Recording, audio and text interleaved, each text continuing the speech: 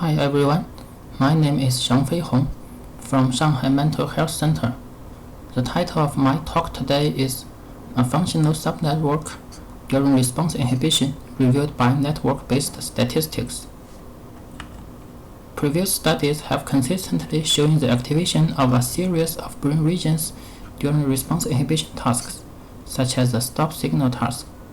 Here is a figure showing the brain activation patterns from a meta-analysis which included 108 stop signal experiments.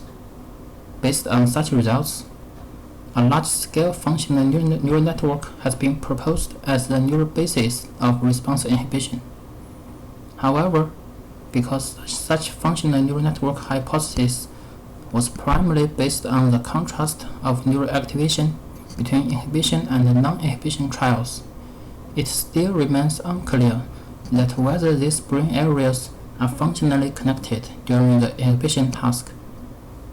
The figure showing on the right is another study showing that response inhibition might involve the connectivity between the right inferior frontal cortex and other dorsomedial prefrontal and lateral frontal parietal cortex. However, the seed-based approach used in this study cannot reveal the whole brain connectivity patterns during response inhibition. So in this study, we tried to examine the whole brain functional connectivity pattern during response inhibition using a network-based statistics approach. To this end, we analyzed functional MRI data in a stop signal task from 104 healthy participants. For our validation purpose, we first ran a traditional GRM analysis to look at the neural activation during response inhibition. For the task-related functional connectivity analysis, we first estimated the single trial responses using the least squares signal model. After that, task-related functional connectivity was estimated using the beta series correlation method according to the AAL template. Network-based statistics was then used to identify clusters of functional connections. So basically, initial t-tests were applied to each of all possible links. We could get a p-value matrix representing the possibility of accepting the null hypothesis for each link. A set of super-threshold links with p-values less than 0.001 was then selected, in which connected links were identified as topological clusters.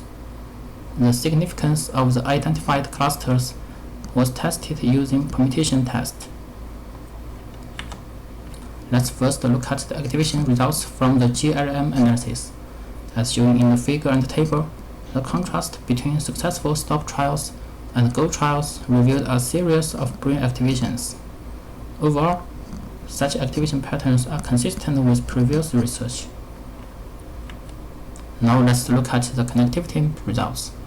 The NBS approach identified a cluster of functional connections that show significantly increased connectivity strength in the successful stop trials compared with the go trials.